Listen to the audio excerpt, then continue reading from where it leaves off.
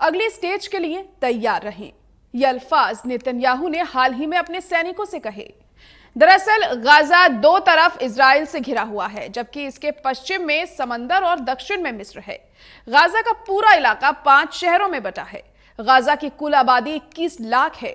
उत्तरी गाजा में 4 लाख लोग रहते हैं। गाजा सिटी में 7,31,000 लोग, डेर अल बलहा में 3,10,000 लोग। इसके बाद दक्षिण गाजा के खान यूनुस में 4,10,000 लोग और रफा में 2,67,000 लोग रहते हैं।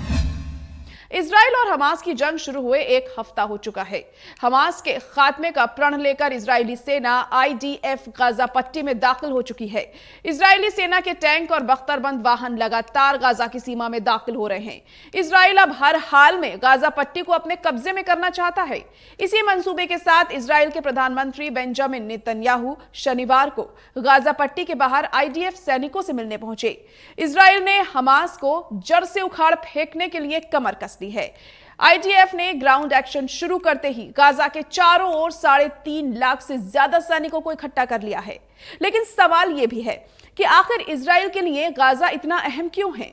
इजराइल के सैनिक उत्तरी गाजा में दाखिल हो रहे हैं।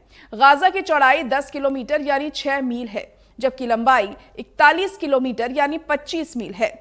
गाजा दो तरफ इजराइल से घिरा है, जबकि इसके पश्चिम में समंदर और दक्षिण में मिस्र है। गाजा का पूरा इलाका 5 शहरों में बटा है और गाजा की आबादी कुल 21 लाख है। उत्तरी गाजा में 4 लाख लोग रहते हैं और गाजा सिटी में 7,31,000 लोग। और आपको बता दें कि राफा में 2,67,000 लोग रहते हैं। इजरायली उत्तरी गाजा पर कब्जा करना चाहता है और इसी उत्तरी इलाके में हमास का सेंटर है।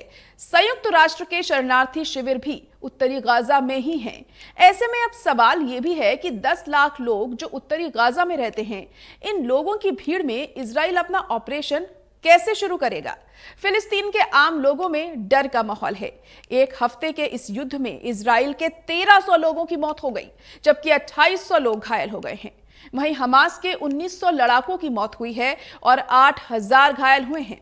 इजराइल अब तक 6000 से ज्यादा हवाई हमले कर चुका है, जबकि हमास के हवाई हमलों की अभी तक संख्या 3000 ही बताई जा रही है। इजराइल रोजाना 700 रॉकेट हमले कर रहा है। हमास के रॉकेट हमलों की संख्या 400 है। इजराइल के हमलों में 752 इमारतों को नुकसान पहुंच चुका है, जबकि 2835 दूसरे निर्माण बर्बाद हुए। इस जंग के बीच इजराइल के PM नेतन्याहू शनिवार को गाजा पट्टी पहुंचे और इजरायली सैनिकों से मुलाकात की। सैनिकों के साथ मुलाकात की तस्वीरें भी उन्होंने शेयर की हैं। नेतन्याहू ने कहा है कि अब हम आगे के लिए तैयार हैं, तो अपने सैनिकों को उन्होंने आगे के लिए तैयार रहने की हिदायत तो यहां पर दे दी है। आने वाले दिनों में देखना होगा कि इजराइल का जो मकसद है, क्या वो उसमें कामयाब हो पाता है।